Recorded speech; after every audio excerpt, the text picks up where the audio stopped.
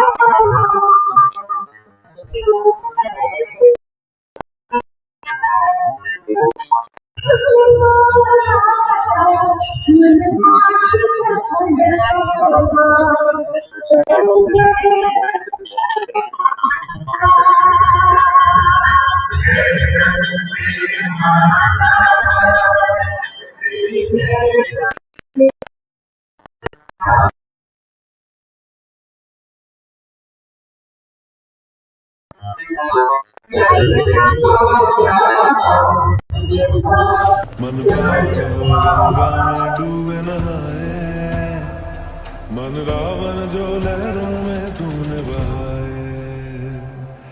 हर हर गंगे हर हर गंगे हर हर गंगे गंगे हर हर गंगे हर हर गंगे हर हर गंगे गंगे हर हर गंगे हर हर गंगे। जय शिवराय मित्रांनो, आपण आता आहोत हरिद्वारला.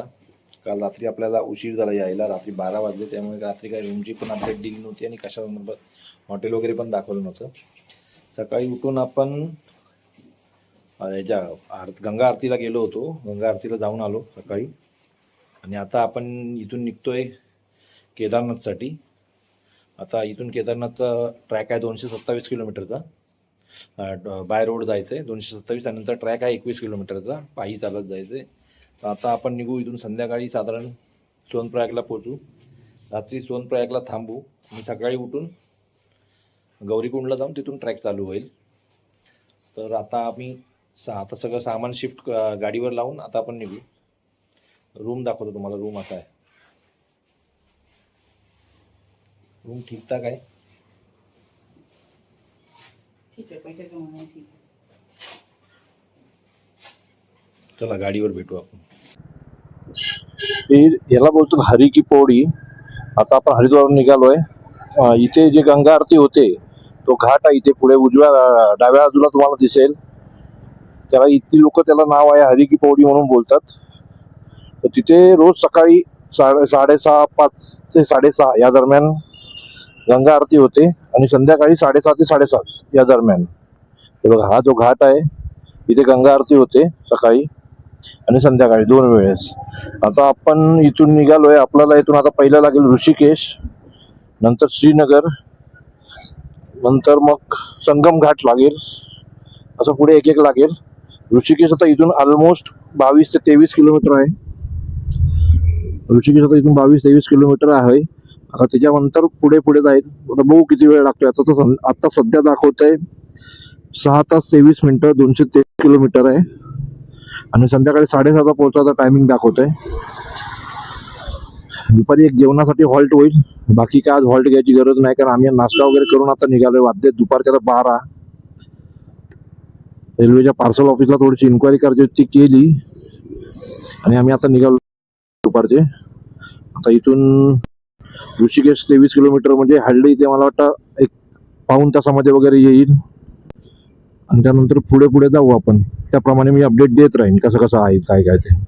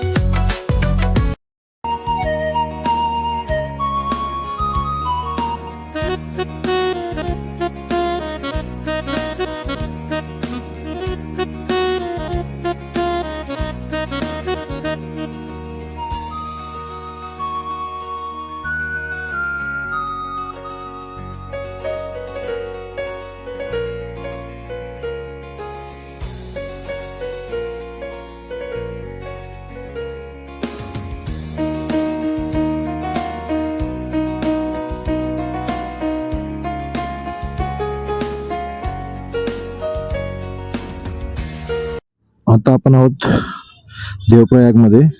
इथे 2 नद्यांचा संगम होतो, एक भागीरथी आणि एक अलकनंदा. या दोन्ही नद्यांचा संगम होऊन पुढे तीच नदी गंगा नदी म्हणून पुढे बनून जाते. हे बघा, 2 नद्यांचा संगम आहे हा. 2 नद्यांचं पाणी वेगवेगळ्या कलरचं आहे. आणि पुढे तेच एकत्र होऊन गंगा नदी तयार होते. ह्या नद्यांचं संगम बघायला खरंच भाग्य लागतं. आणि तेवढं धडपड करून त्याच्यासाठी झालो होतो सगळ्या गोष्टी बघायसाठी.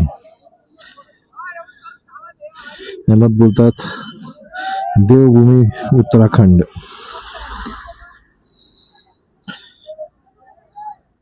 इथे येण्याची एक वेगळीच मजा आहे. आणि खरंच ती मजा आज थोडी पूर्ण राहायची, उद्या पूर्णपणे पूर्ण होईल त्या गोष्टी, ज्यावरती जाऊन केदारनाथ दर्शन होईल.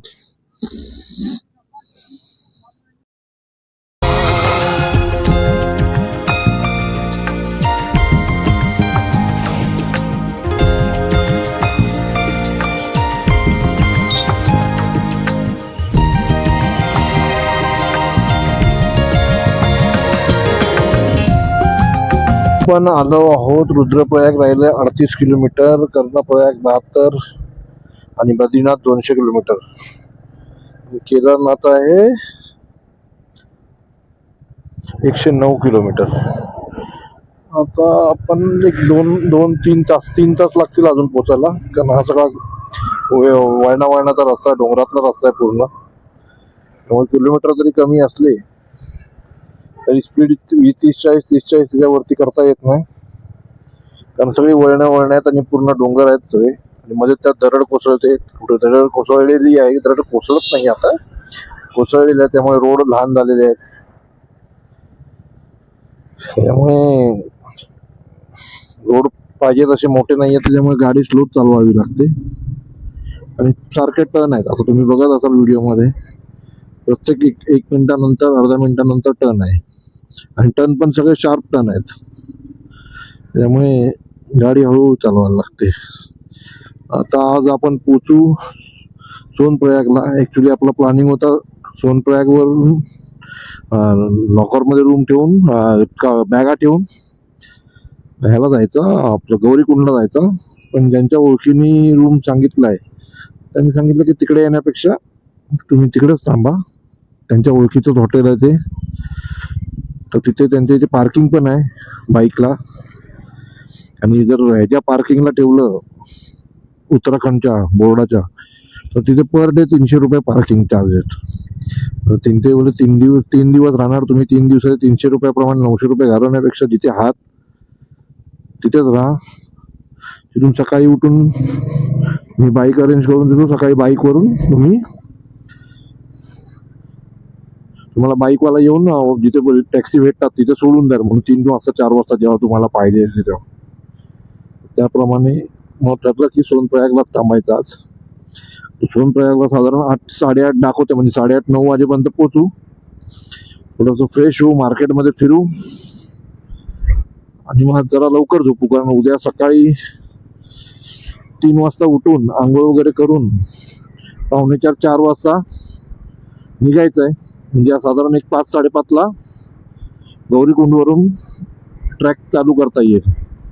5 वाजता जरी सुरू केला तरी संध्याकाळी 12 तास धरले तरी 5 वाजेपर्यंत वरती केदारनाथ मंदिराजवळ पोचू आपण. तिथेही रूम बुक करून ठेवलेला आहे. तिथे पोचल्यानंतर परत आंघोळ वगैरे करून संध्याकाळच्या आरतीसाठी आपण तिथे जाऊ शकतो. संध्याकाळची आरती घ्यायची आणि नंतर मग बघायचं, दर्शनाला गर्दी नसेल तर दर्शन पण तेव्हाच करून घ्यायचं, नाही तर मग दुसऱ्या दिवशी आहेच परत मंगळवारी.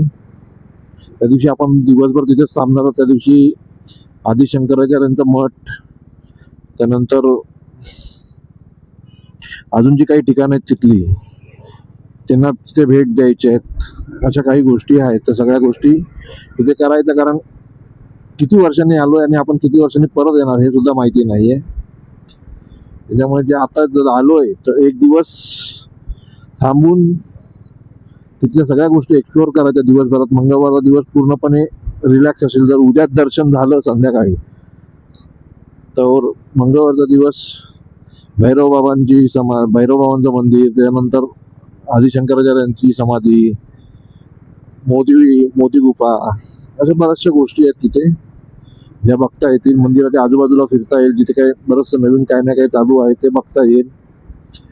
तर त्याप्रमाणे काही गोष्टी प्लॅन्ड आहेत. म्हणूनच कालचा दिवस थोडासा त्रास जास्त सहन केला. जरा तो त्रास जास्तच झाला, पण तरी पण त्रास सहन केला. त्याच्यामुळे उद्याचा दिवस आणि परवाचा दिवस हे 2 दिवस आपल्याला केदारनाथ नाही देता येणार आहेत. त्याचा कालच्या एका दिवसाच्या त्रासमुळे मंगळवारचा दिवस एकदम चांगला जाणार आहे, कारण पूर्णपणे त्या दिवशी आराम आहे. कुठे प्रवास नाही, कुठे चढ उतर नाही, फक्त मंदिराच्या आजूबाजूला फिरायचं, तिथलं सगळं एक्सप्लोअर करायचं, बघायचं. काही ठिकाणं आहेत ती शूट करायचं. शूट करून ब्लॉगच्या माध्यमातून तुम्हालाही कळेल आणि तुमच्यापेक्षा माझ्या आठवणी कायमस्वरूपी राहतील माझ्यासाठी त्या. कारण त्या आठवणी राहणं गरजेचं आहे. कारण प्रत्येक गोष्ट फायद्यासाठी नाही करत, काही गोष्टी आठवणी जपून ठेवण्यासाठी करतोय. तर ते प्रमाणे आठवणी जपा राहतील आणि जे आले नाहीत त्यांनाही बाकीच्या गोष्टी माहिती पडतील. एक दिवस थांबल्यामुळे बऱ्याचशा गोष्टी आहेत तिथे ज्या काही जण शॉर्ट मध्ये दाखवतात, पण त्या एक दिवस इथे थांबल्यामुळे सगळ्या गोष्टी नीटपणाने दाखवता येतील. म्हणजे आता बघू, आता आपण किती वेळात पोहोचतो इथे. आता श्रीनगर येईल. श्रीनगरला आल्यानंतर परत एकदा तुमच्याशी बोलेनच.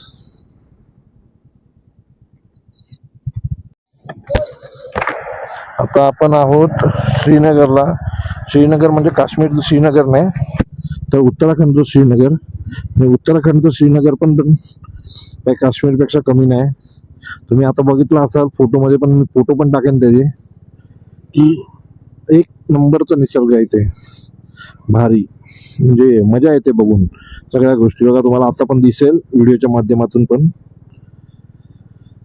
एकदम सगळं समुद्र म्हणजे जे पाणी आहे नदीचं एकदम असं नीट अँड क्लीन पाणी आहे. तर म्हणून याला बोलतात देवभूमी. इथे सर्व गोष्टी एकदम नितळ आणि स्वच्छ असतात आणि इतकी मजाच वेगळी असते. आता वरती गेल्यावर तर उद्या आणखीन मजा येणार. सगळ्या गोष्टी ज्या कधी फक्त व्हिडिओमध्ये बघितल्या होत्या. आपण आता आलो आहोत धारी देवी मंदिरामध्ये. या देवीचं मंदिर जे आहे ते चार धामची रक्षण करता म्हणून मानली जाते. धारी देवी अलकनंदा नदीच्या मधोमध मंदिर आहे तिचं. आणि इथे येणारे बरेच भाविक असतात, जे केदारनाथला जाणारे असतात, ते सगळे इथे देवीच्या दर्शनाला येतात.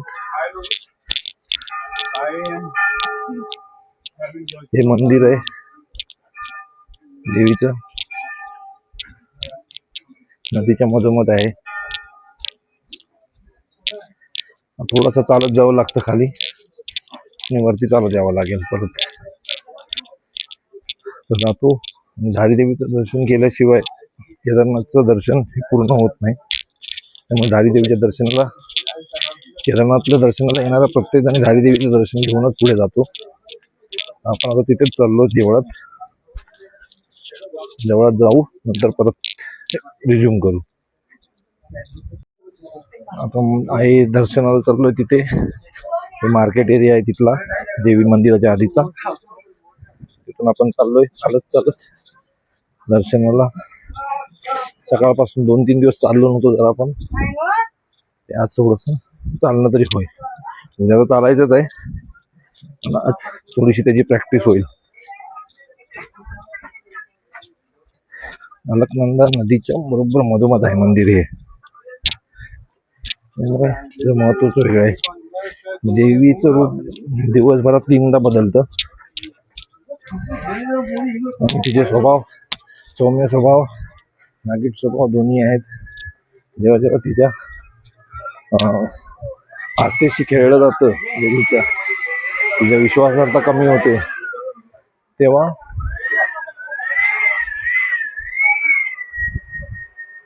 ती रौद्र रूप आपलं दाखवून आपली अस्तित्व दाखवून देते. हे मंदिराचं नाहीतर रस्ता आहे. ही अलकनंदा नदी आहे बाजूला. नदीच्या मधोमध मंदिर, वेगळीच गोष्ट आहे.